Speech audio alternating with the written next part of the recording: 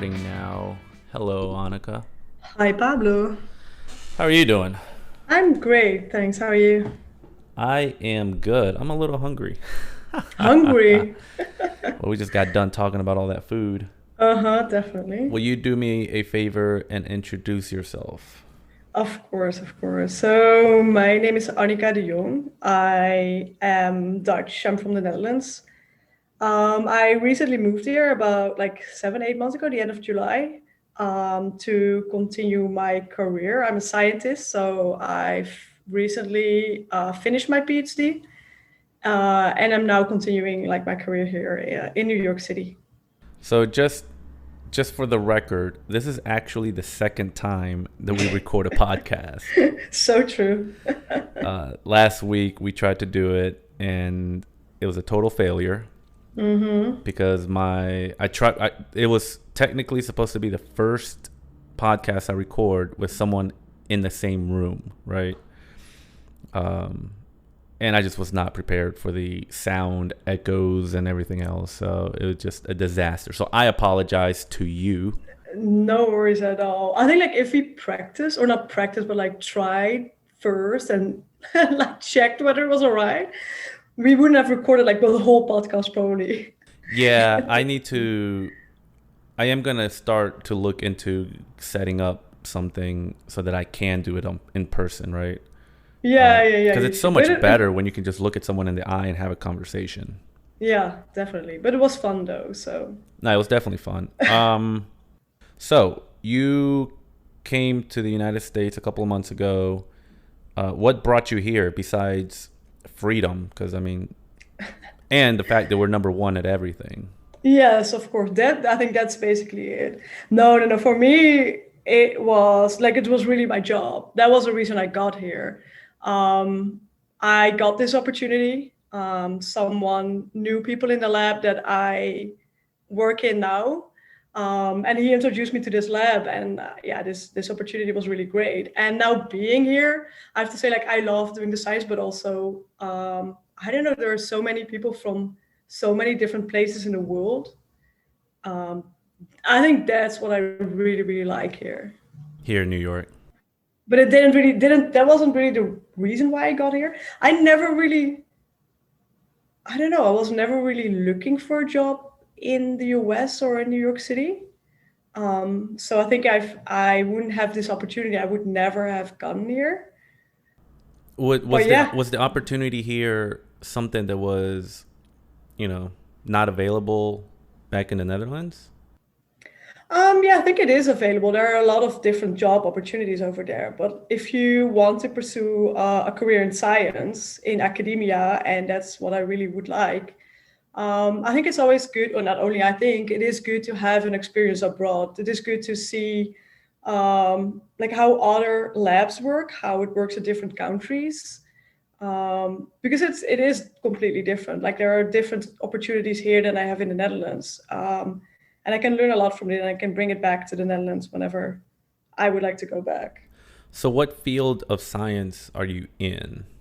I am in cardiovascular science, so I work on yes atherosclerosis, which is basically the reason why people develop like myocardial infarction.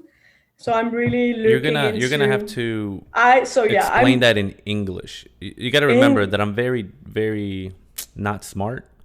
So so the it's like more it's a simple you heart can explain it, the disease. better.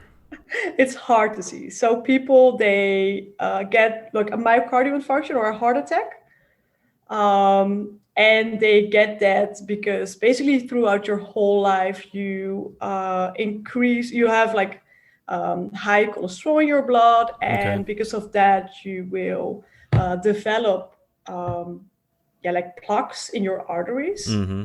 and because of that buildup throughout your whole life you will get what you can get at least a myocardial infarction or a heart attack. And I'm like really looking in the basis, like I'm really looking in cells. So in cells that are involved in this disease, what is really going on that people get this disease? And what can we do with these cells to maybe correct for that or revert that? Are you looking at what causes it, or kind of what causes it and a solution to it? I think it's both. Like you Both. were first interested in like what causes it. So we know already like what causes it, but like we are really looking into the cells, like what kind of mechanisms in cells um, lead to like developing these diseases. And if you know what is going on, only if you know what the mechanisms are, you can look for solutions. So yeah, I really like to look into solutions. Also for my PhD, I was working on a new therapeutic approach for like a different kind of disease, and I really love that. But before you can do that, you need first to completely understand a disease. Right. And for cardiovascular, I don't remember the exact name that you had mentioned for the specific disease, but is this something that can be prevented, or are you looking at something that is hereditary? It depends. It can be hereditary, but it can also be because of environmental factors. Like if you eat your whole life, like high cholesterols, or we call it like a Western type diet, Mm-hmm. um, yeah, you will have an increased risk of developing atherosclerosis or like getting these heart attacks. But there are ways, like if you already know that from like an early age, you can. There are ways, of course, to reduce the chance of getting it. Of course, like changing your diet, but there are also like medicines or medications that you can start using to decrease the chance of getting it. Yeah, I think that that's probably one of the most frustrating things for me is the level of dependency that sometimes society has on these medications. For example, my dad, he's pretty close to needing cholesterol pills, but he's not there yet. And it's like, hey man, just change your diet a little bit, maybe some exercise. And he's like, no, no. If I get to that point, I'll just take a pill. Yeah, or until it's too late, of course. Like it's not, you can be lucky. Um, like for example, like in my family, there's also a lot of um, people with myocardial infarction, including also my dad. And you can be lucky, or not lucky, and most people survive it, but you can also be unlucky, and then it's too late. So yeah, I think it's never really a good idea to wait until it happens. Right. And you really like with changing your diet, you can really reduce so much risk, or not smoking, or yeah. Yeah, it's just a weird thing that I don't know. And I think I think it's a human thing. yeah. I know it is also in my family, but it's not the same. It's also not the case that we are all super healthy. So I don't know, it's a mental thing, I think. It's just like try not to think about it, enjoy your life, and whenever it comes, it comes. Right. And I think that this kind of relates to the whole COVID experience, right? Um, that we've had this discussion a million times about whether you should wear a mask, whether you should not wear a mask, whether you should go outside, whether you should not go outside. Um, and my take, especially even with the vaccines, right? You kind of have to just think about stuff logically to make a proper decision. Yeah, and that also, but also this, I think it's also what we said before. Like, if you, like, with the heart disease or like getting a heart attack or not, or with COVID or not, like, it's if you have an experience in your close family or with yourself, you're scared, you change your habits to reduce the risk of getting it again. And I think with COVID, I think it is the same. It is like if you've seen, and I think especially in New York, like New York was hit so badly in the first wave. And everybody, like, not including me because I wasn't here yet, but like everybody has seen it. And I think that's imprinted in your what's in your brain. Is that something you can say like that? Yeah. You will never forget that. And I think because of that, people are pretty strict here in like wearing their mask. Yeah, because I remember you asked me, like, why are people wearing their mask outside? Because Yeah, I think I know why, But what I really see is that everybody is so committed here, which is really a great thing. I would never say so, but like I know from like my home country, the Netherlands. Of course, there one of the things it's not you don't have to wear a mask outside, like indoors, in shops, in government buildings, you have to wear your mask. Outside, you don't. But in here, I just actually checked also like CDC website, New York State website, to see whether it's mandatory to wear a mask outside, and it isn't. And still, everybody is wearing it and is committed to wear it, which I think is it's a great thing. But there's like I really see a difference between here people in New York City, in New York. I don't know about the rest of the country. I hear stories that it's not like that, and people back home in the Netherlands. But also, I think like here, there has been this huge wave. People have seen um, like the what is it like the wagons, like the cold wagons in the streets. So I also remember my colleague here saying like he started his postdoc, like his work, same job that I do, in New York City, like the day before the lockdown, and he said like yes, the first 3 weeks. So we live close to First Avenue, close to the hospital. And he said, like, the first 3 weeks, I heard like 24/7 sirens and like there was a traffic jam with ambulances. I think if you have that scare, like you will, yeah, be committed. I think we didn't really have that in the Netherlands, at least not where I was during the first wave. It wasn't that bad. So I think people are not that scared, Right. and that results in less people wearing a mask. The question is like, is it less safe or not? I don't think so. Like, it has been shown that it is not really more safe, or the risk of transmitting corona in the outdoor is like minimal or like almost nothing.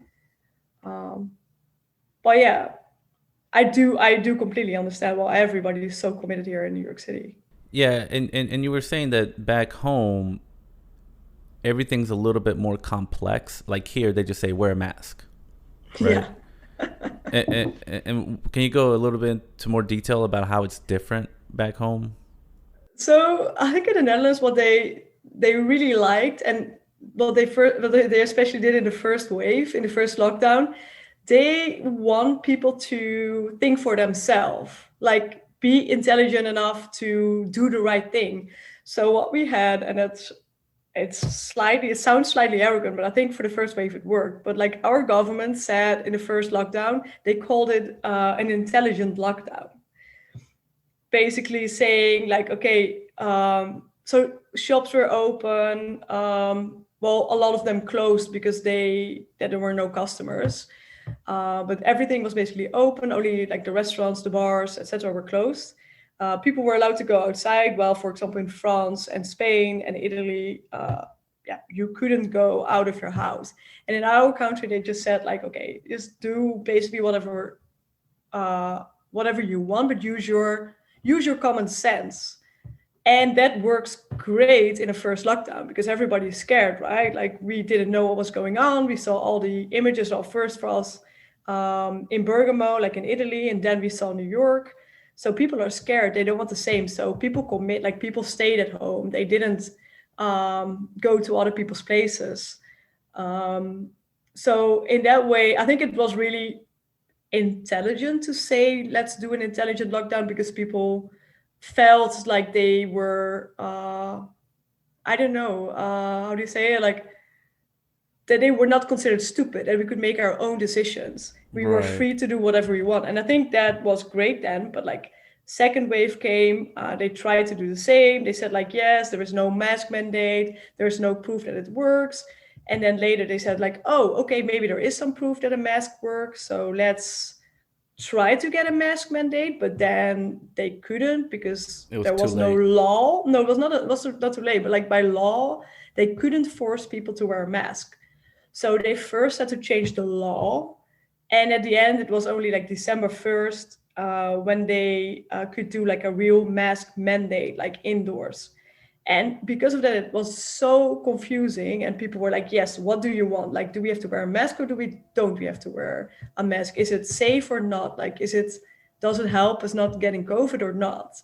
Because like so you have, of course, and like Fauci here in the US, we also have like a Dutch guy, same kind of guy. But he kept on saying until the end of November, yeah, masks don't really do anything. Why do you And think I that think, was? well, what I think, and I maybe he is right in that way. Like a mask in general, of course, works. There's enough proof that it works. The thing is, you need to wear it correctly. And like if you touch your mask the whole time, or if you put it up and down or wear it again, it might even be less safe. Or what also was thought, and I don't know whether that was the case, like if you wear a mask, you might feel more safe. So you get closer to each other. So I think it's always like safe to keep like your 6 feet distance. And the general idea was like, if you wear a mask, probably people won't do that. So they come closer, which is maybe even more dangerous than wearing a mask. So I think it was just a decision. I think they tried to keep us like more 6 feet distant and not wearing a mask than wearing a mask and let us come closer to each other. I think it's just a decision, but like the problem is that they just said one week one thing and the next week the other thing. So the country got a bit confused. And now, yeah, I don't know, we do, I guess, whatever we want. Yeah, it's. I think that's the biggest problem with this pandemic reaction is the lack of transparency, right? Like, why are you telling us to not wear a mask, and then why are you telling us to wear a mask, right?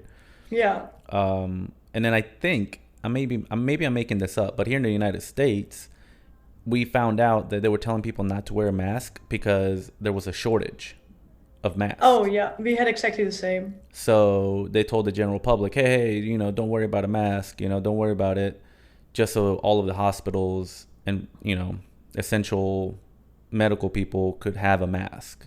But did they say that? Because in the Netherlands, No, they they really never said said, that. They oh, never yeah, in the said that. Netherlands, they did say that. They said also, we were not like at the moment that we were, that they said, like, for example, in public transport, like we already had to wear a mask from like May on or something, but we were not allowed to wear a medical mask. So we just had to wear, I don't know, some kind of non-medical mask or like, I don't know, like a, what is it, like a scarf or whatsoever, Just a or like piece a of cut cloth, or right? a piece of cloth. Yeah. Didn't really matter. We were not allowed to wear a medical mask because those were for the doctors, which made sense because I used to work in a hospital also back in the Netherlands, and there was really a shortage. They started to sterilize their masks and reusing them, and then seeing COVID patients again. So yeah, it did make sense, but they were pretty transparent about that. Yeah, not here. They just kind of brush it off, right? And then one day it's like, okay, now wear a mask. And people are like, well, people start to question it, right? And I understand, but even today I meet people who don't want to wear a mask. In New York City. Not so much in New York. But just in general, I have met people, even people on the podcast, who have been hesitant to wear a Yeah. mask. And the way I see it is, it's like telling a police officer, well, if you want to put on a bulletproof vest, you can, but you don't have to, right? I think he's probably going to put on the bulletproof vest. Is it going to guarantee him saving his life? No. But is it going to help? Yeah. So he I might think want to put on the vest, right? I Put think on a there is mask. also a lot of pressure from society. Like if I walk on the street and sometimes I'm taking my mask off also because I'm wearing glasses, the glasses fog, and well, I think it's more dangerous for me wearing a mask at those times when I'm for example cycling than not wearing then it's more dangerous to wear a mask than not wearing a mask because I will probably bump into people. But then, like, I would really be the only one, and I think that sort of society pressure also lets people decide because of that, like to wear a mask, and that could be different in different states. Like, if no one is Right. wearing a mask, and you would be wearing a mask. So, but this is also for me, like in the beginning. I think in the first wave, when I saw people on the street wearing a mask, and it was like only maybe 1% of the people, maybe not even, I was like, do you wear it because you're sick? Like, I was also like the other way around, like sort of like, why do you wear it? Like, is there a reason for it? Because then just stay home. So I think this is also like what your society expects and what the pressure is like from other people around you.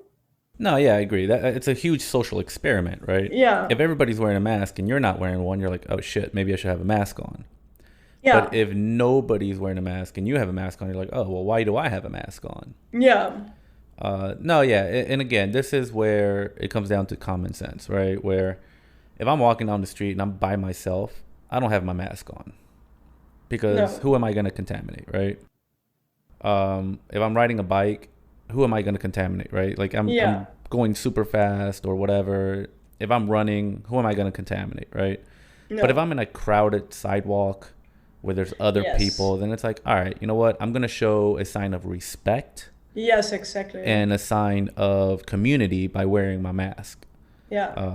So yeah, but No, I do exactly as I do exactly the same. But I'm like, um, if I walk on the street or like see people running with sometimes a double mask, I'm like, whoa, well, respect that you do that, but like also why? Because you're not going to contaminate anyone. Like, is it because you're scared to get sick or to infect other people? And like, this is like your own choice. But it's like I was hiking also like upstate like the last weekend, and there were so many people just there, basically on their own, wearing a mask. And of course, it's not a yeah, bad thing to do because it's the safer thing, but it's also not really necessary. That way, it's also like, yeah, use your common sense. Yeah, and think when it's really necessary and when it's not. yeah, like even the other night, when we all went out with the rest of the kickball people, and indoors, we're all at a table with no masks on, right? Drinking, chit chatting, and then as soon as we leave and we're walking down the sidewalk by ourselves, we all put our mask on, Yeah, and it's like that. At that point, it's just a habit, right? yeah, it is. It is. Um, But same like with using your common sense. This is not only by mask, but like people. Sometimes people are like judging other people by saying or like wow, like maybe not even out loud, but like, oh, you're not wearing a mask or you're doing this or that wrong. But then at the same time, like people are asked to cough in your elbow, and then because you don't want to press your like for example like an elevator button with your finger, you use your elbow, and then it's like, okay, use your common sense. This, yes, you don't want to touch this button with your fingers, but now you're basically, if you're COVID positive, you're spreading the disease because you just coughed in your elbow and then use your elbow to open a door or something. So right. sometimes also like use your common sense and don't judge other people. But yeah, No, yeah, and that's the thing. It's I respect everyone's risk tolerance. Like some people don't want to go outside. I think it's really unhealthy, but yeah, if they don't want to go outside because they're afraid, then I respect that, right? Okay, that's your decision. It is what it is. But I do wish that as the facts come out, that they kind of encourage society, right? So, like you said, initially, don't go outside, right? We don't know what this thing is. We don't know how deadly or how contagious it is. Stay indoors. That makes sense, right? Like, don't go anywhere. Once you start to see, okay, it's not too contagious. It's not very deadly. Here's what we know. Then it's like, okay, maybe go outside and get some sun, get some exercise, eat healthier, stuff like that. So like, okay, if you boost your immune system, we know that chances are you're gonna be able to fight it off. yeah, Because what there was a statistic that said like I don't remember. I think it was like 85 to around 85%. I think of people that did catch COVID and were in serious condition or died. Um, they were all obese, right? yeah. But that you cannot revert during like COVID. Right. So it's kind of And like you will probably also not like suddenly get obese during COVID. But in general, like going outside, having sunlight, getting your vitamin D, that's so very important. right. But again, it just shows, okay, society has gotten to the point where instead of taking care of your body, you just look for quick solutions like the pills, right? Like, oh yeah, next year they're gonna come out with a new pill that helps my heart survive longer, so I can keep eating cheeseburgers. Yeah. And it's like, well, is that really how we should live? And yeah, again, it's just, I don't think we as a society have really learned anything. And again, this is where communication is important. And of course, there's a truck backing up in my neighborhood. Yeah. I But do hear that. yeah, but the point is, you need to be aware of your health and your consequences and all that good stuff, so that whether it's COVID or heart disease or anything else, you can be better prepared, right?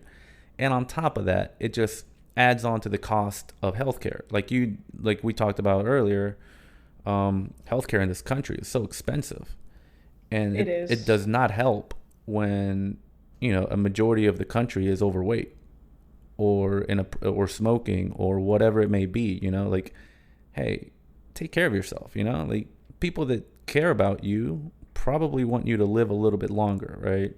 So it's Yeah. selfish to just not take care of yourself. I think sometimes people are also scared of the consequence, scared to think about what happens when you don't eat healthy, or like you just don't want to think about the future. You just want to live your life. Yeah. And yeah, if you don't think about it, it's not that it's not happening, but it's like the easy solution. Yeah, and same thing with like the mask thing, like, hey, wear a mask. And I agree, like, if the government just wants to say, hey, just wear a mask, I'm okay with that, right? Putting on a mask doesn't hurt anybody, right? No, no. Uh But with I think that's the good thing what they did here in the US. They just made it very easy. They just said, wear a mask. Everybody's wearing a mask, at least in New York City. Um, and you don't have to think. But sometimes it would be good if people think. So if everything is just laid out for you, you stop thinking.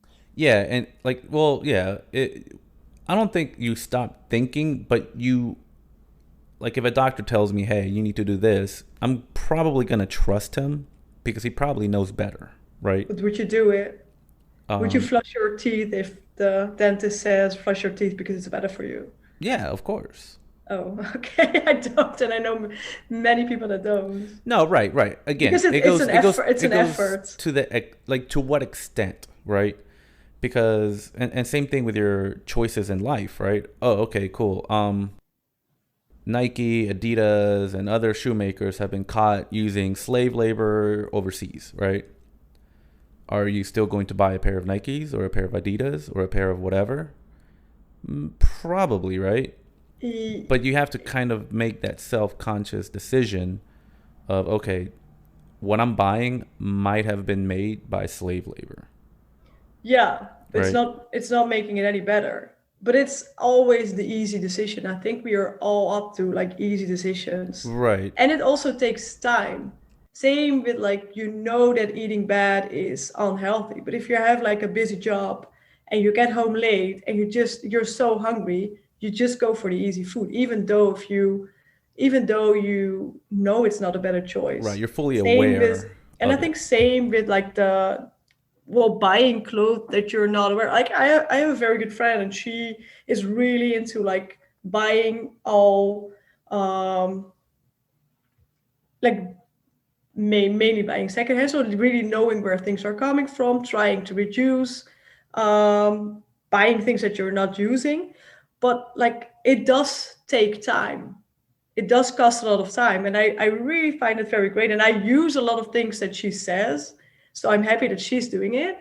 And then I learn a lot from her, but like it takes a lot of time to really figure out like what brand is good or what brand is better, like what brand really uses, I don't know, very cheap labor in Right. Bangladesh for the stuff.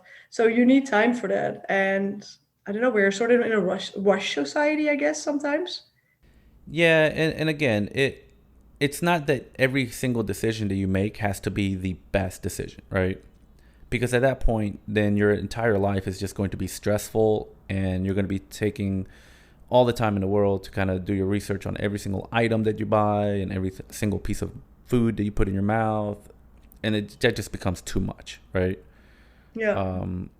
But what I was trying to say with the Nike is like, okay, I know that I'm gonna buy a pair of Nikes because you know that running shoe just happens to be a really good fit for me. So when I go running, I like that shoe, right? So I'm still gonna buy it, right? But at the same time, when I go to the grocery store and I buy bacon, I look for, humanitarian or pigs that were, raised humanely, no antibiotics, blah blah blah, and I'll pay a little bit extra to buy that bacon instead of, the bacon that's Yeah, just but I guess you also can do that. You right, right, have the right. resource, you have the money to make that No, decision. But I guess growers absolutely. of this country, yeah, wouldn't pay an extra cent, penny or whatsoever, to like buy the better choice. Right. I think And we can do that. We have enough money to do that. But yeah, you can also not judge everybody for not doing oh, that. no, no, no. But this is what I'm saying though, is that according to your lifestyle is how you should try and adjust, right? Yeah. So if you trust me, back in the day, I was buying the cheapest of anything. I didn't care where the food came from. I didn't care how it was made. I didn't care who made whatever. I'm going for the cheapest, right? And so, but at the same time, I knew that society had issues, so I would still volunteer. I would still do whatever. I would look for other ways to make an impact, right? But now that I'm older and I have more secure safety net, now I start to kind of make better decisions, right? Okay, do I really need to buy a bunch of new clothes? No, I don't. So I don't buy clothes, right? Do Hmm. I need a bunch of this? No, I don't. So I don't buy it, right? There's a billion things that I kind of want, but I won't buy it because I know that I don't really need it. Yeah. And if I do buy it, I'm kind of feeding the system, right? And I don't want to participate in that, right? It's my choice to not buy a bunch of stuff that I want. But again, So this is why you don't have any furniture. right, I literally have three pieces of furniture and I'm completely okay with it. I don't need, oh my God, when I go to some people's houses, and again, I'm not judging them because they're living the life that they want to live and they have every right to do so. But man, they'll have like one little tool for one little specific job, and they'll have like a million little tools. Like I can't even think of an example, but it's just like you have so many things, right? And they're like, well, yeah, in case I want this, I have this, and if in case I want that, and if I want to sit down, at certain positions, I have this type of chair, and if I want to sit over here, I got this other chair, and it's like, oh my God, like you are literally buying the entire store, which is their right, but at the end of the day, do they really need it, right? True. But So like yeah, some you also want like a little bit of coziness in your house. Like there's a little bit of comfort that you want. Of course, you don't need all that kind of stuff, but like don't you need like a little bit more comfort in your house? Aren't you going to try that in your new place? I mean, I find comfort in a clean apartment. That's what I find comforting. If it's clean and Hmm. empty, oh, I'm in heaven. Okay. Like I literally have paintings. I think I told you I have paintings, but I just don't hang them, right? It just becomes messy. Yeah. And messy, Yeah, I don't like messy. but hanging makes it organized, right? Well, no, hanging them just makes the walls all messy. I don't really see this. This is why I keep them under my bed. That's it. So then I don't see it and I'm happy. Okay, well, good for you. I guess I do think you're like one of the only persons in the world who are who live like that. No, yeah, and again, it's one of those things that I know that I don't need a lot of things. Hmm. Um, I don't know. I just find comfort in knowing that I'm not going out and being a complete consumer whore. Cause like that for me is just, I'm not a big fan of that. Yeah. Because when people become consumer whores, then it just it just feeds the system of buy, buy, buy, right? Yeah, When but don't you have, do you have like not a lot of furniture because you don't want to be a consumer whore because you're just not interested in it? Both. Because then you cannot use that excuse, I guess. Both. I literally have a list of certain things that I do want. Like the laptop that I have. I've had that on the list for about a year, and I finally bought it like a few weeks ago. Yeah. Because I knew that I wanted it, but I didn't really need it, right? Yeah. But then when I made the trip to Mexico, I was like, well, if I'm going to work for Mexico, I need a laptop. Yeah. So that was finally the tipping point where I was like, okay, I've been wanting it for over a year. Now I actually need it. I'll buy it. I think this is also one of the tricks that my friend, like my friend from the Netherlands, that's really looking into all this, um, how do you say, like like spending and like secondhand kind of things. Mm-hmm. She also said, like, if you really want it, like wait at least 1 or 2 months before buying it. If you then, like, after those 2 months still want it, you can buy it. But like never go for these like kind of quick, like, oh, I desire this like now, and you just Right. buy it. Like always think about it for like a few months. Oh, absolutely. It's just a And good also thing to if you do. buy it, you appreciate it much more. I think I wouldn't wait a year though, but Yeah, this again, is I'm weird. I'm weird. I have no furniture. I buy almost nothing. Um, but I will spend money on going out and socializing and making friends and having a good time, you know? yeah. That I have no problem spending money on. Maybe I spend But a it's little. like also like it's everybody's decision, I guess, what they like to spend money on. Exactly, exactly. No, it's just weird. But so what is something like what are some of the things that you like or maybe dislike when coming to America, right? So I think you said, well, I think people all around the world say this that Americans are just arrogant, right? Like, oh, we're number one at everything. Um, what are some of the things that you notice that are really drastically different culture wise? I think like so first of all, like what I really, really like, and I think that's if we talk about cultures, maybe really hard also because like I got here working in an institution where I think like 80% is international.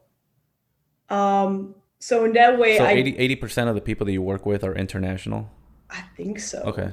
I have in my lab year 12. Oh, maybe that's not true. Like half of the people are like, oh, yeah, no, grew up here in the US. So maybe that's not completely true. But many people are from different kind of countries. And that's what I really, really like. Learning from like all the different experiences, all the different cultures.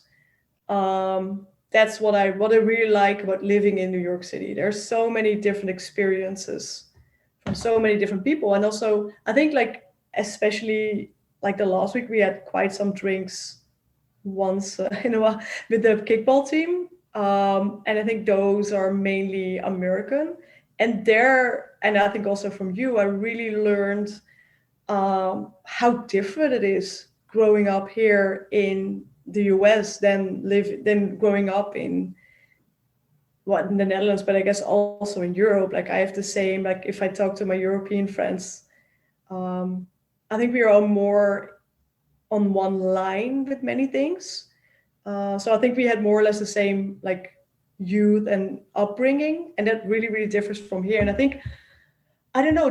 I feel that there is so much more pressure to people here. Like if I hear stories about people going to high school and it is basically about being bullied or bullying or knowing like for example get into certain positions or get let's say I know a lot of people that want to go into med school and what they all have to do to get into med school, that competition uh, here in this country, that's like crazy. I think that's yeah. But I guess that's kind of good, I guess, because if you have everyone competing their asses off, you get the best, right? I think you get a lot of um, And a lot of overworked. depressed people. Yeah. Although I think you get a lot of like, well, people are really fighting for it. Like you get less kind, maybe you because become you're all yeah. you become an asshole. I don't say that. I think one of the other things that I find hard here, like people are like over friendly on one way. They're always like, "Hi, I'm so sorry," or "Can I help you? I so much appreciate it." That's like a sentence that everybody is continuously saying like, "Oh, I so much appreciate it. Thank you so much." And I'm like, "Do you really mean this, or if it's just a saying?" Do So they people are not like do they on not one do end, that in the Netherlands? no, we don't do that. Definitely Huh. not. We never say that. So, like, if you, that's like hard. Like, there's really a difference in like, I think it's also language or like how you approach each other. Like here, if you come and if people say like, "Hey, how are you?" and I'm like, "Why the fuck do you ask that? You don't care." So I'm always like, "Why do you ask that?" And same, but like, if someone like back in my old lab, if someone did something for me, you would say like, "Oh, okay, thank you," or like, "Oh," you wouldn't even maybe say it, but like that person knows I appreciate what they were doing, what they have done for me. Like I don't always have to say it. And here I feel like if I don't say it, which I'm sort of used to, like so if someone does something for me, I would not really mention it that I appreciate it, but like back in the Netherlands, I know like they knew. And here you really have to say it. But sometimes people are so also saying, you just say it so easily. Like sometimes you don't appreciate something or you don't care, So but you're you just saying have to that say it. because people say it all the time, it loses its value. Yes, that's exactly it, I Hmm. guess. Well, that's for me.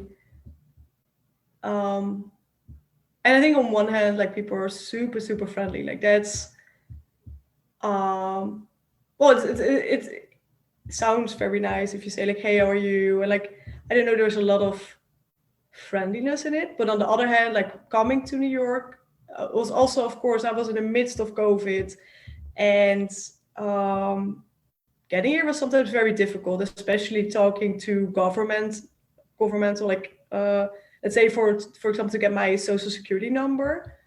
People were so not helpful. Like if I called someone or if I called an office, asked for help, they were like really rude. They were really, really rude. And then it was like, yeah, why don't you know that? I was like, then I also explained a few times, like, hey, I'm new here. I know nothing. I come from a completely different country. Please explain me. And they just didn't want to. They were just rude. Once someone hung the phone because I couldn't understand what that person was saying. It was like, I need to write down an address. And this person was saying something like, it's blah, blah, East 47th Street or something, but I was here for a week and I didn't really understand what East, like I didn't hear it, but I also didn't Right. really know that people say like East and West Street. That was new for me. I was like, I just got here like a few days ago. And then they just, she hung up on me after I asked for basically for the fifth time, "Oh, please, can you repeat that?" I couldn't understand. So I don't know. Why do But you this is also like I don't know exactly how it is for a foreigner to go to the Netherlands. So I can complain about things, but I wouldn't say it's better in different countries. Yeah, I was gonna say, why do you think that it's so different here versus in the Netherlands, right? So if everybody's not saying please, thank you, oh, I appreciate it, how are you? Wh- why do you think that is? I think this is a cultural thing. I think this is really a cultural thing. But when you're little, they don't teach you to kind of, hey, you know, be nice, But or do they just this teach this you, this is also you like know, for you, this is the minimal thing to say, like right, to say, "Hey, thank you." But then right. sometimes in different countries and different cultures, it is not like it's different. You would say it maybe in a different way, or but it doesn't mean it is rude. Like I remember we had like a discussion once with some friends or with some colleagues saying, um, if you go to Europe, people are rude basically.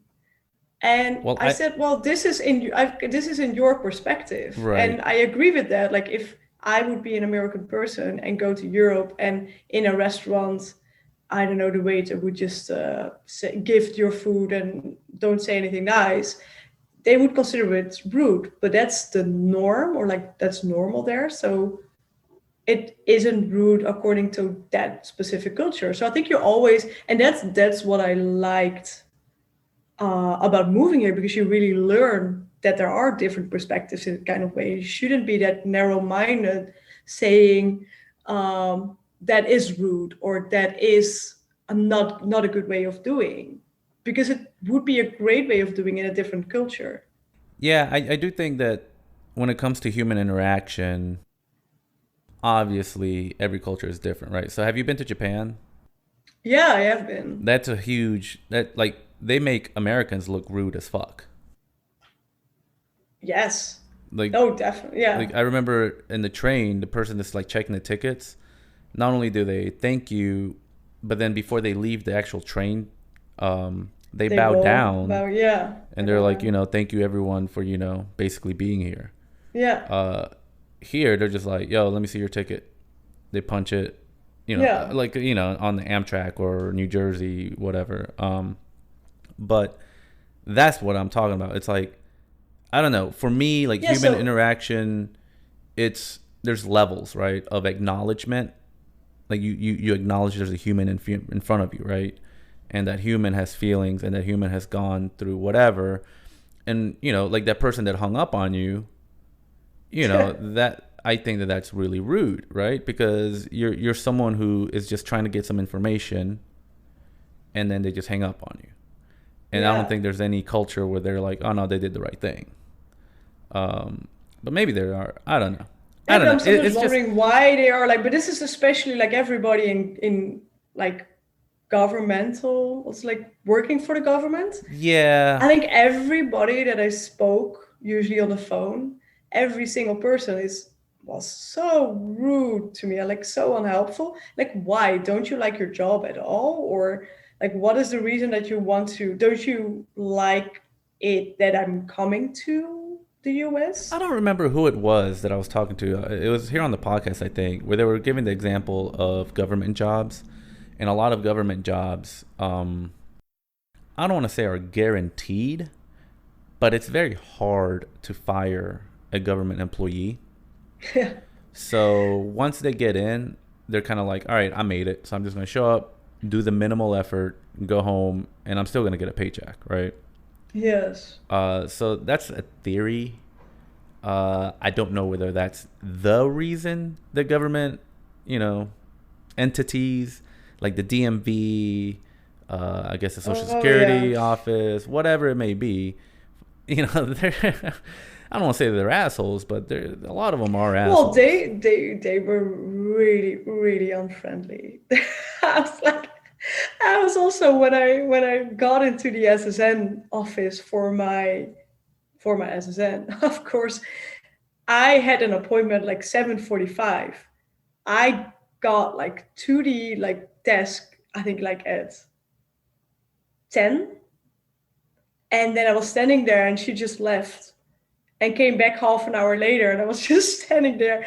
And then she said like, oh yeah, sorry, I'm faxing your stuff to Washington.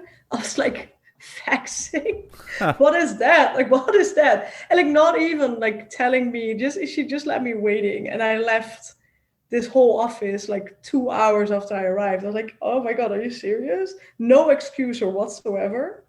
Well, I think they used a lot COVID as an excuse, which I still find weird. Like, I couldn't get my SSN for the first 3 months, I guess. 3 months. And they said, like, yeah, we don't open our offices because of COVID. And it was like, no one could enter the United States. So there's basically maybe 10 people that need an SSN at the moment. Okay, maybe a little bit more.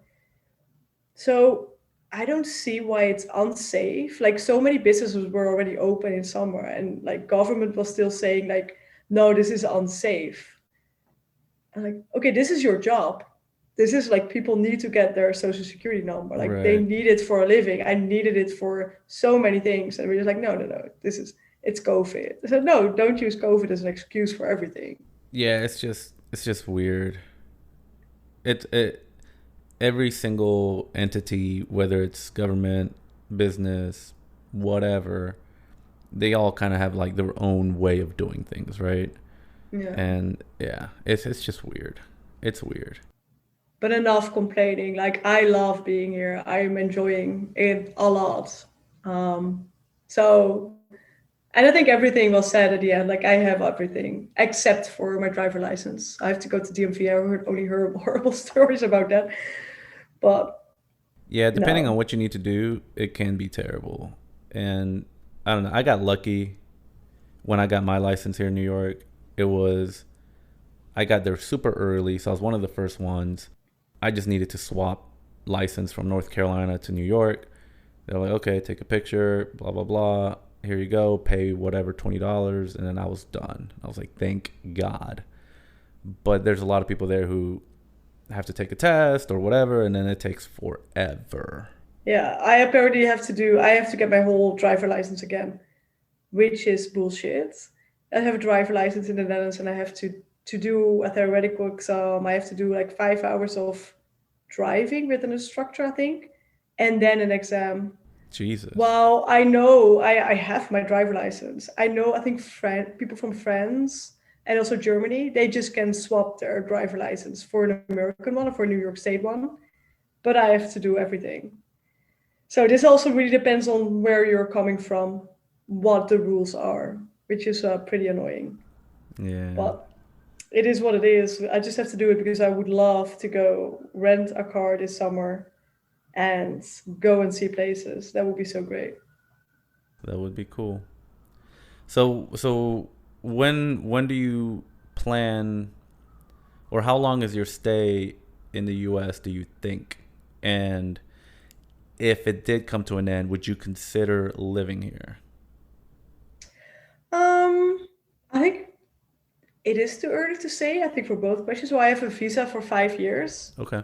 I'm here now for 7 months. Yeah. I think the minimum I would stay is 3 years, but this all also depends on how research is going, Right, right. how I'm enjoying it, of course.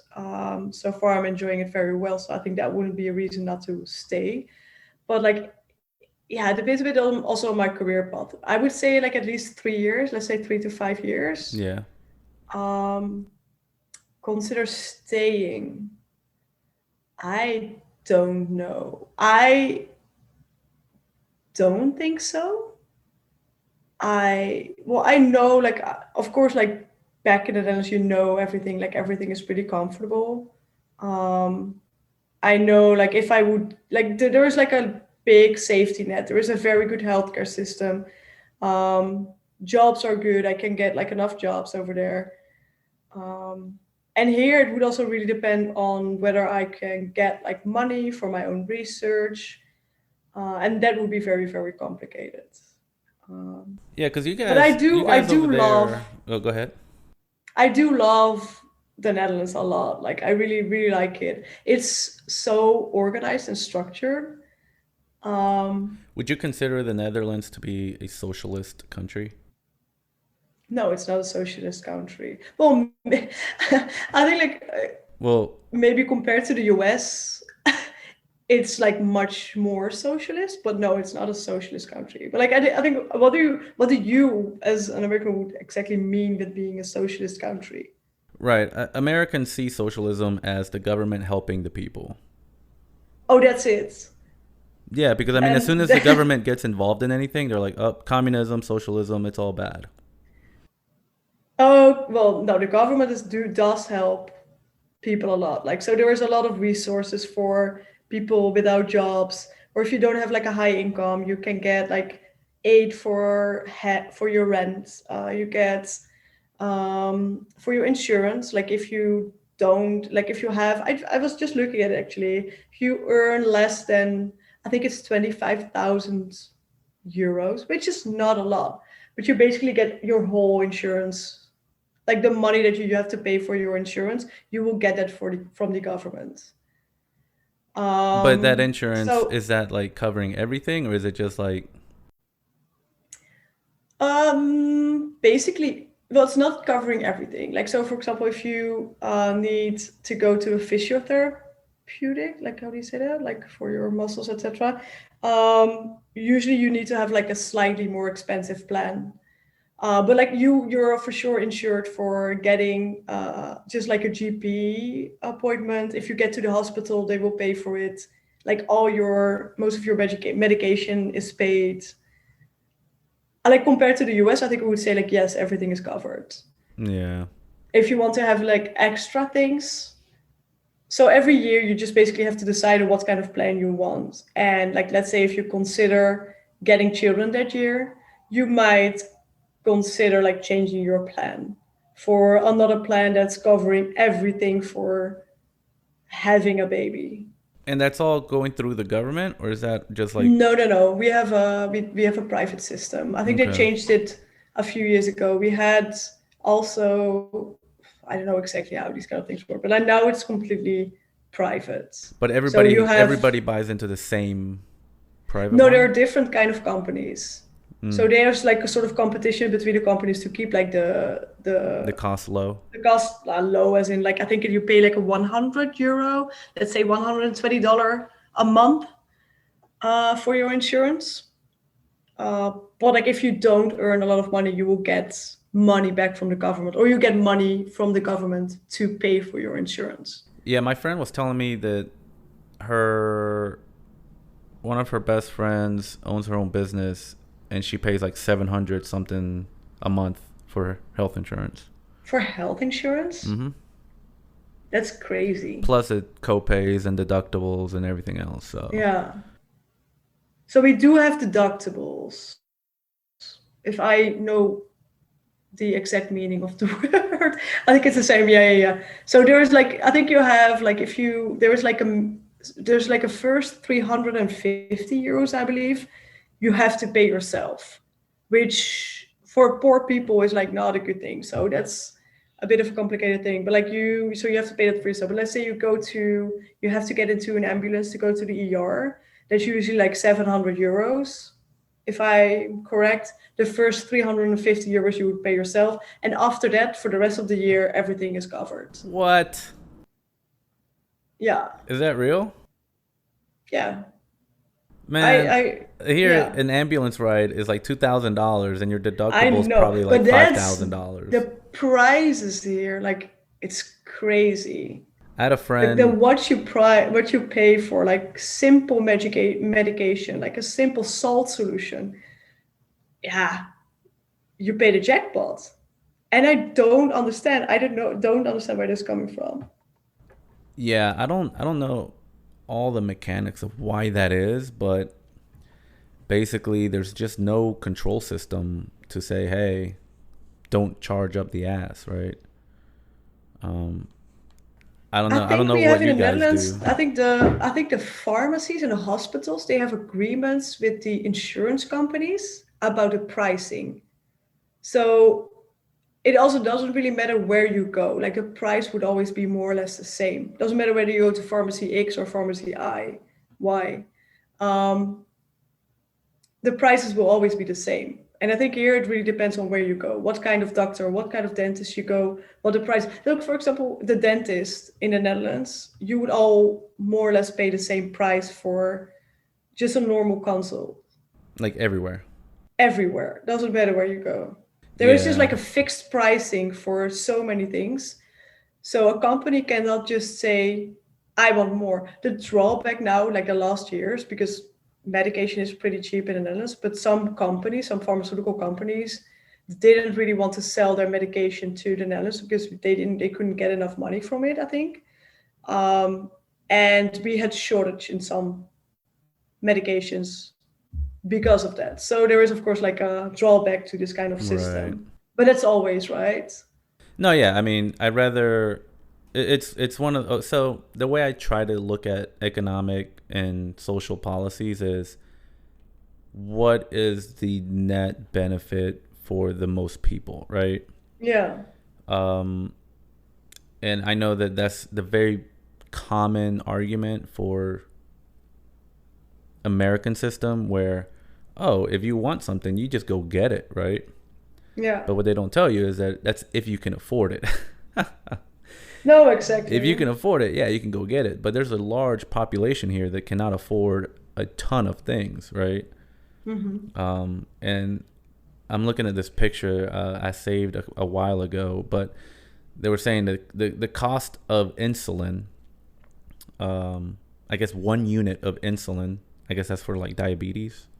Yeah. Um, in Australia, it's like $7, France $9, uh, Germany $11, Japan $14, and then in the United States it's $99. Yeah. So it's like okay, It's yeah. it's that's a little excessive. Yeah, especially if you're not insured and you need your insulin. Right. No, Like it's if you're insured and you will get the insulin, it doesn't really matter. Like that's if not your insurance necessarily true. company, That's not necessarily true because there's a lot of people that are insured who still can't afford it because the insurance has limits. yeah. So I've I've I've seen examples on the news and stuff like that where people do have insurance and they still cannot afford half of their medications or half of the things that they need to go see, right? I think that this is what this is what I also had. This example, I explained it also in the last podcast that I went. I have a very great insurance um, here in New York, but like I went to the optician to get like my eyes checked, and then she prescribed me certain eye drops because my eyes were slightly dry. So I said, well, okay, whatever. Like if you think I need those eye drops, I'll get it. Like what can eye drops cost? And I do have my prescription card, so I think like usually medication is for free, most of them. That's also what I've heard from most of my colleagues. And then I got to the pharmacy, and then this person like, yeah, sorry, yeah, you're not insured for it. It's like, okay, well, yeah, whatever. Like it's eye drops. It's just probably some kind of salt solution that I can make myself in the lab. And I said like, yeah, what is it? Like, and he said, he didn't really dare to say it. It was like, yeah, it's like a $2,000. I was like, what the fuck? I said, well, you can have, like, I'm not going to take these eye drops. But yeah, in that way, I can understand that there are so many people that cannot afford their own medication. Right. And this is like, I'm not dying by not taking these eye drops. Right. But if it would have been statins to reduce, I don't know, like, well, yeah, to reduce like the risk of like your heart disease. And Yeah, I that's a mean, different story. Then it basically means life or death. And this is something that I've been wondering as well. So I think in currently in the Netherlands, if we go back to the COVID story, I know everything about that. Um, I think we have more cases in the Netherlands than here in New York State. I think the population is roughly the same, so you can more or less compare. okay. But maybe yes, I think there are more cases, but at the same time, the number of deaths in New York State is like double as high. And I'm sometimes wondering whether that's also because of like the bad insurance. Are there people that maybe wait too long to get into the hospital or are unhealthy, like less healthy to begin with? So there is a higher chance of dying? Yeah. I don't know. I do think it's a mix, right? One, Americans are not known to be the healthiest, and for a reason, right? There's plenty of people here who either don't exercise or they just eat nothing but junk food, right? Yeah. And a lot of the times it's not even their fault, right? It's an economic system where, if you don't have a lot, the cheapest, easiest way to get calories is cheap, bad food for you. Yeah. So a lot of these times it's not even their fault, right? But again, it's just a huge clusterfuck here to try and untangle. But the other thing is, yeah, if you and I remember a million times when I would get sick or I get injured, the last thing I want to do is go to the hospital because Yeah. I know there's going to be a bill. And I remember one time I did actually go to the hospital because I jammed my finger in a door or something like that. Mm-hmm. And that shit hurt so bad. Yeah, I know. And I was just like, you know what? I think my finger is actually broken, right? So I was like, I have to go to the hospital. Like, this sucks. I have to go to the hospital. So I went to the hospital. At the time, I mean, this is like a long time ago. I had no insurance. And they were like, all right, well, here's your bill. And, because you make almost nothing, you qualify for a discount. And if you call the hospital and talk to them, you might be able to negotiate it down to even further, blah, blah, blah. So I thought I did everything that I needed to do. I thought I paid what little bit that I had to pay. And then a year or two later, I tried to buy a car and they're like, oh, well, your credit report is like really low. And I'm like, what? Like, what happened, right? And they're like, well, it says here that you owe $200 to a hospital. What? And I'm like, what?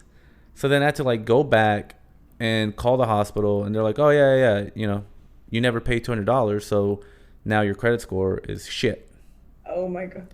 Now imagine at how many people who that $200 bill is just too much, right? Like they gotta pay Yes. rent, they gotta feed their kids, they gotta do all this other stuff, and all of a sudden you're taking away their credit.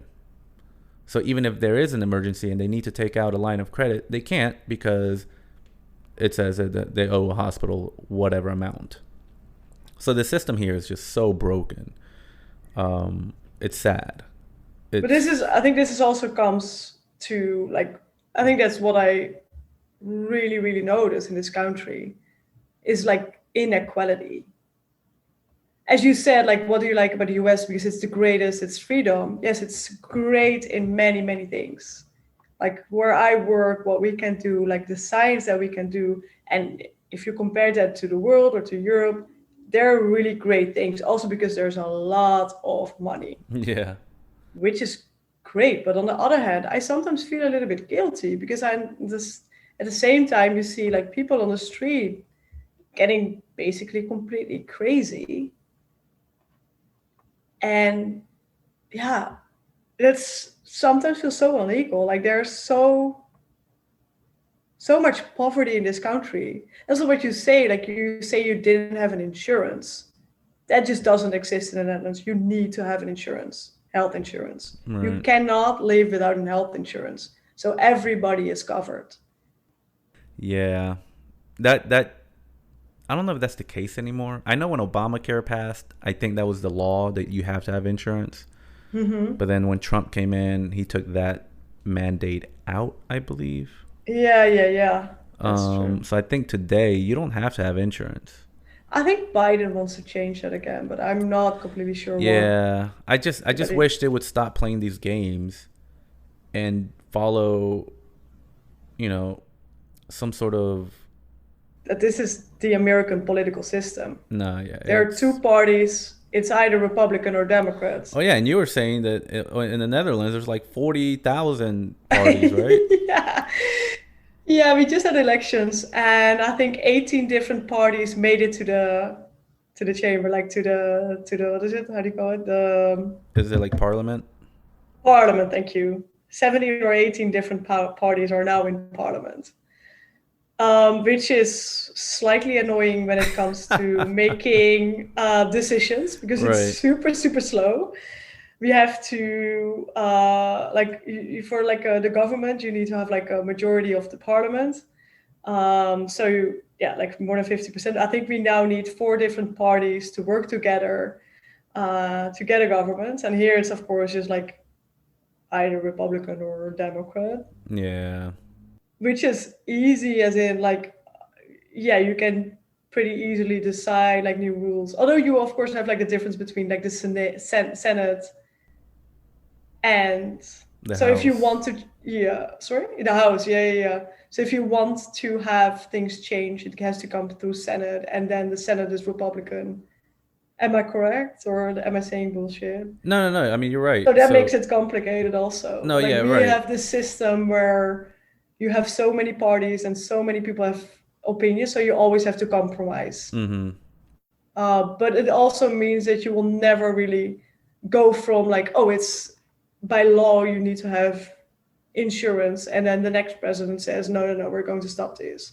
Same like what Biden did, like the first day when he was in the House or like in the White House, he signed like how many different Executive orders. executive orders, Right. like basically reverting everything that Trump did. Right. And I was like, okay, interesting. There were stupid things, so I completely agree that you revert it, but It's just a it's weird. quite a change. Yeah, it's a weird system, and I do think it's got a lot of room for improvement. But again, it's just one of those things that it's worked for so long, quote unquote, that why change it, right? And Because maybe you're close for not being a democratic country anymore. right. No, I completely I think agree. that why, But you well, at can't. least if you say you're a democratic country, you also have to live by that. No, yeah, but the problem is you can't tell that to the people in power, right? If you Yeah. tell the people in power, hey, we want to change things because it's not working, they're like, no, no, no, no, no, no. It's working. Just vote for us, and it'll work better. And obviously, that's not true. And it's sad, but I don't think we need 18 parties, but we definitely need more than two because it's just so broken. And then Yeah. on top of that, you build these communities that develop hatred for the other, right? Yeah, And that's it's I think just that's a so big bad. problem. Like I asked somebody, I was like, hey, would you ever date someone here in in New York? Most people living in New York City tend to lean liberal, and I knew that she was liberal, and I asked her, I was like, well, what if you met someone who was awesome and you liked him, but then it turned out that he voted for Trump? And she was like, nope, I would dump him immediately. I would never talk to him again. And then I was like, okay, cool. What if you met someone and you really liked him, and it turned out that he was a Republican, but he did not vote for Trump? And she was like, nope, I would still dump him because I wouldn't believe him. And I'm just like, see, like now you're just creating these pockets of I'm right, you're wrong. And Yeah. that's all it is. Like there's no in That's between. very much stimulated by media here also. Oh, absolutely. And I always like watching both Fox News and CNN just to see whatever they are saying. yep. And it is fascinating. And I Oh don't yeah. know what is better. Like for Fox News, I think well here most people are Democrats, so it's always like, yeah, that's wrong what they say. That's super weird. And they say weird things, I have to say. But Yeah. at the same time, the CNN is not any better. Like this is like pretty dangerous even, I think, because like the CNN is basically saying whatever like what many Democrats think, but in that way you keep thinking you always keep thinking the same, and you have the idea that everybody is thinking the same. I think that's even maybe more dangerous than like Yeah. I actually stopped watching CNN for a while because during the election, yeah, I was flipping back and forth between Fox and CNN because I want to see, I'm the same way. different I perspectives. hate focusing on one side, right? I have to see the other Yes. side. And then all of a sudden CNN is like, "Oh yeah, and this is the weird thing that all news channels do. They talk about other news channels. Yeah. So CNN will talk about Fox and Fox will talk about CNN, and like it's like, okay, why are you talking about another news channel, right? But CNN was literally going on the air and saying, yeah, Fox News, they refused to call President-elect Biden president-elect. They just Yeah. refused to acknowledge that he's won. And I'm like, huh. I was like, I don't remember them saying it or not saying it. So I flip it to Fox. And literally within 5 minutes, they're like, yeah, President elect Biden, blah, blah, blah, blah, blah. And I'm like, why would CNN just lie? Why would they lie Yeah. like that? Just blatant But I think lie. you set up whole populations of people by doing that. Yeah. Like this people that watch CNN, let's say mostly Democrats, they really think because of what they say, like, oh my God, the Republicans or people at Fox News are stupid. Yeah. And you make it worse. And this is why I was like, because I've of course watched a lot of CNN, Fox News during the elections here. And well, last week we had elections in the Netherlands, so of course I watched also this election show over there. And there was such a different world. Like we have so many different parties. We have like far right parties which are really anti-immigrants, anti-Islam also. Mm-hmm. Um, well, in my opinion, pretty dangerous parties. And you have a party which is like we call it the Socialist Party, and that's sort of it's close to a communist party.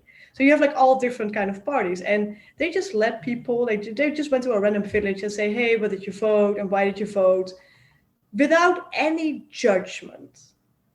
Like here, I remember like a Republican coming to CNN and they interviewed him, and they really like they were tough on him. They Right. were really saying in his face like you're like stupid, you're like extremely stupid.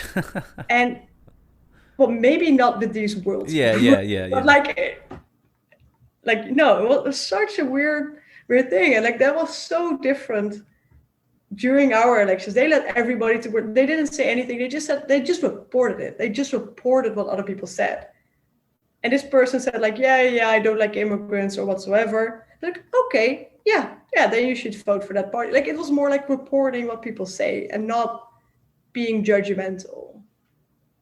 Yeah, there's a huge problem that needs to be fixed, and all of this community building of hey, we're good and they're bad is also fueling a lot of the violence and the attacks that we're seeing, right?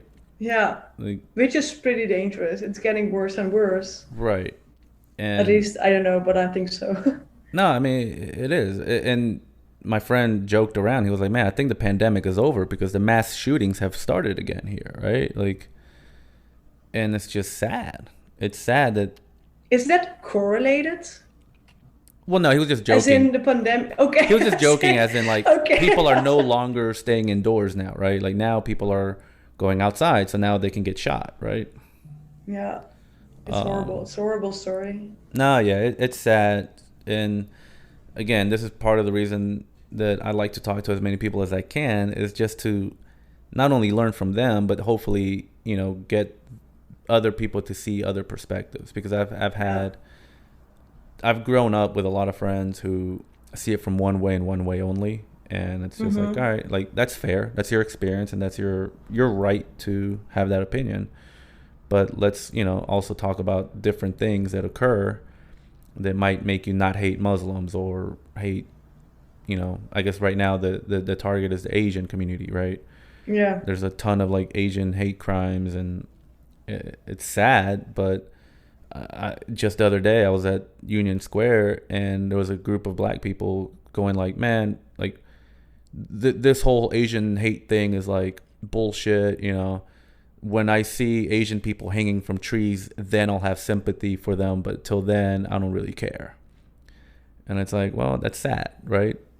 Because it's like, if it's not, like, why does it have to get to that point for you to care, right? I don't know. Tribalism. It's all about perspectives. I think that's why I really like listening to your podcast also. Because there are so many, like all the different perspectives. And it's also like why I love being here, because you see and you hear different perspectives than what you're used to. Oh, absolutely. And different experiences because, yes. Yeah. But the tribalism is very dangerous. And saying, hey, my camp is good and your camp is bad is never going to help anything. No, definitely not. Annika, I want to say thank you for making the time. Thank you for having me on your podcast, Pablo. I know that this is the second time that we do this. I know. So next time we it was great fun. Yeah, next time we do it, it'll be in person, and I promise I'll be better prepared to record. So you have to now consider what kind of different microphone you have to buy. You have to think about it for like 2 months. Yeah. And then buy it. No, I already know which one I want to buy, but again, it's like, do I really want to spend that money? Like, do I really? And I'm going to buy it. It's just I have to convince myself. I've trained myself to not buy things that when I do buy things, it's like, it's painful. It's good. But it is what it is. It's worth it. This one for sure. Yeah, so I'm going to go cook a steak, and I will talk to you later. Talk to you later. Bye. Enjoy your steak. Bye.